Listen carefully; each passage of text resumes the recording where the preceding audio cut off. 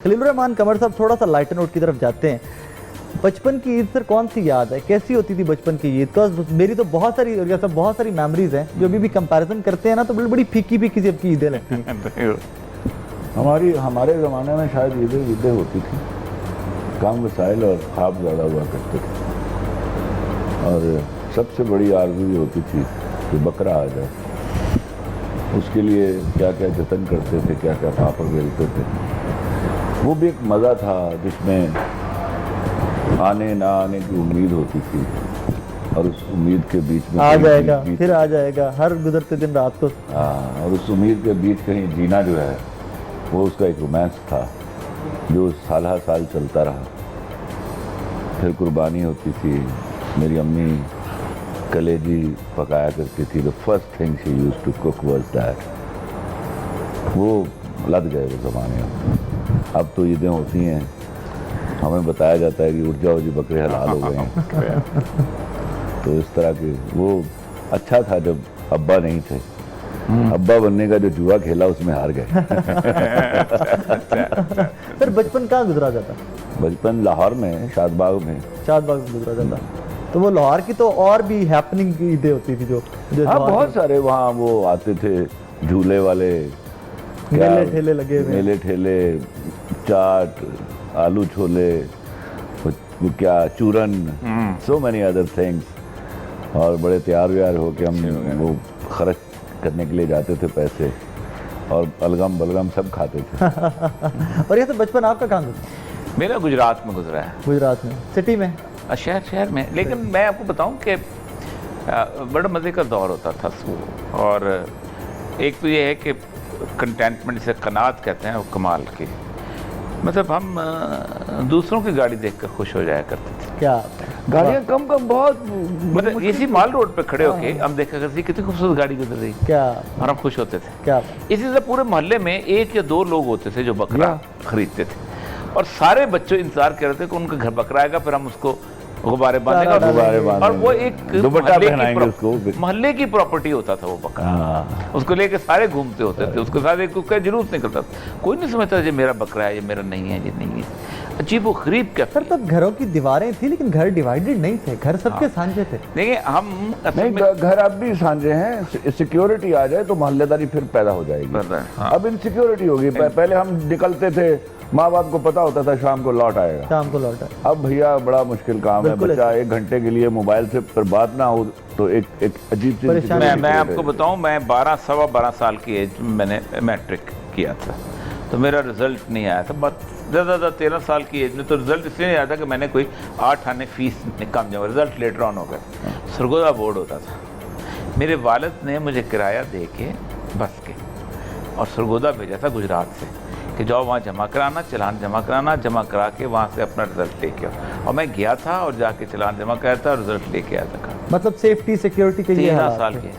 चनाब दरिया हमारे गुजरात शहर में करीब होता था। हम साइकिल पे जाया करते थे और शाम को वापस आते थे। कभी को फिक्र नहीं करता, कोई पता ही नहीं होता था। ये तो सोच ही नहीं थी कि बच्चे को खुदा न खास्ता कुछ हो जाए। खलील साहब, ये ट्रांजिशन जो आई, जिस दौर की आप बात कर रहे हैं, आज दौर में हम खड़े हैं, ये ट्रांजिशन की फेजेस में कहाँ पर गलती होगी हमसे एज अ नेशन? गलतियाँ कहाँ पे हुई कि हम मैं आपको बार बार एक अर्ज कर रहा हूँ। एक तो सबसे पहले पंजाब टेक्स्ट बुक बोर्ड हमें झूठी तारीख पढ़ाया करता था, जो सबसे घटिया हरकत थी।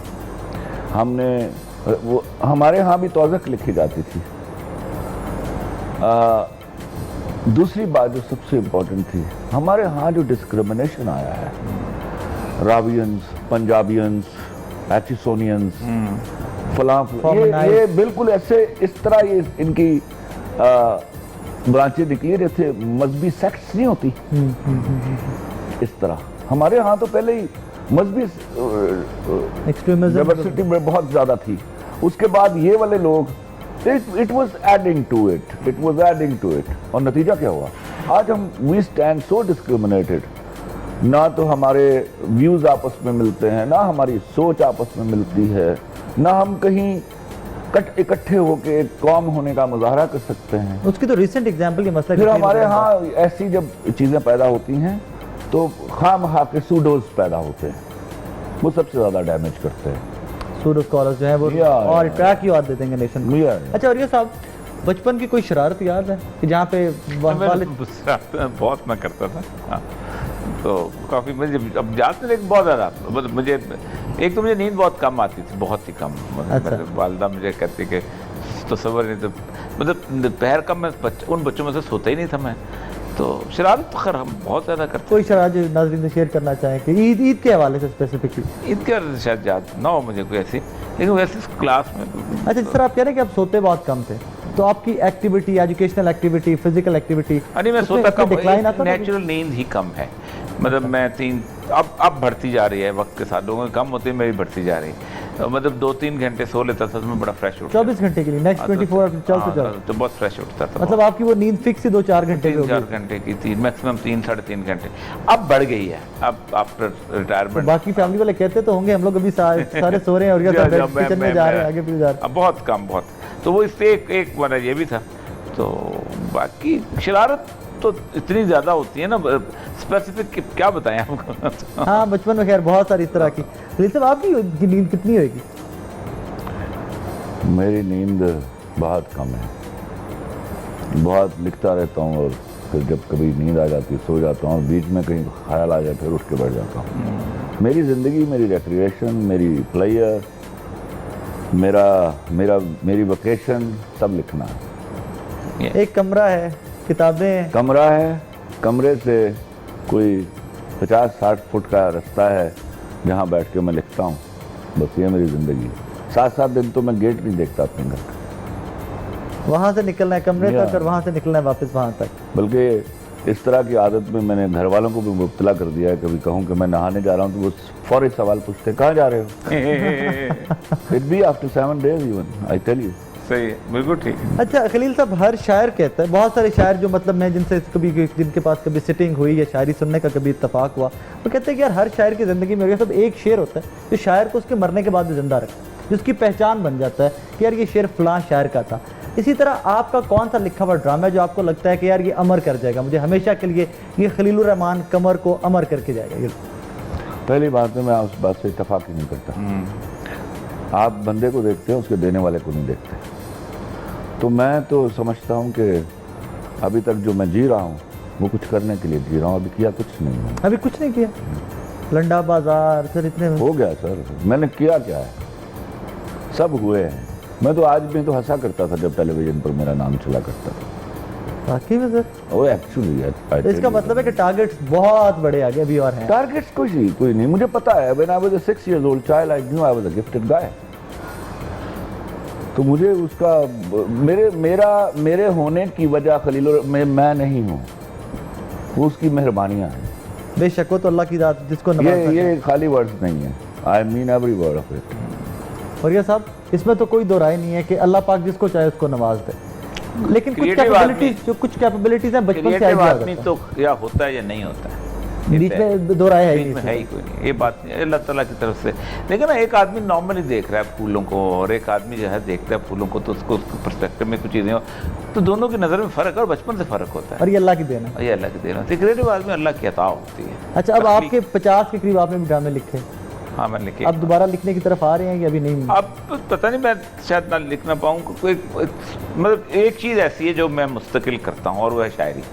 ठीक है। बाकी ड्रामा भी लिखता हूँ, नसर के मतलब शायरी ऐसी चीज़ है कि जो लिखवाती है वो तो वो, क्योंकि ज़ाहिर बात है मेरी ज़िंदगी में हमेशा मीडियम शुरू से ही शायरी रहा था, शायरी ही की, शायरी।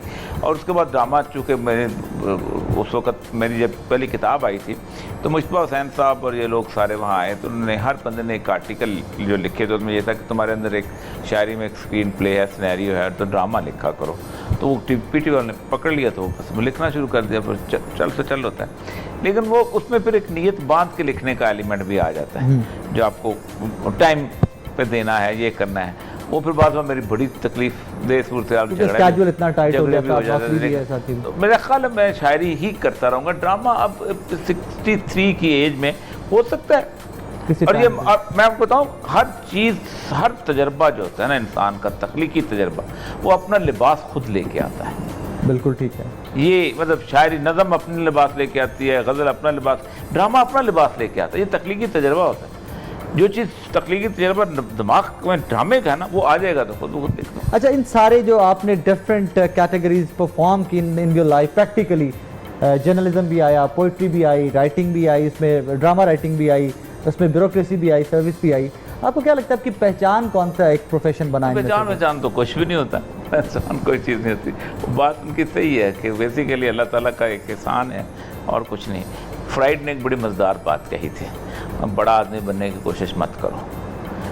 दुनिया के पूरे स्पैन में हर बड़े आदमी की उम्र 50 साल से ज़्यादा नहीं है, उसके बाद लोग भूल जाते हैं। क्या बेशक है, तो उसी के अंदर उसी सूली में बंदा लटका रहता है, कोई नहीं, कोई पहचान जिस तरह जिंदगी गुजर रही है बस चलते जाए साथ साथ। जो लिखना है लिखते जाओ, जो करना है करते जाओ।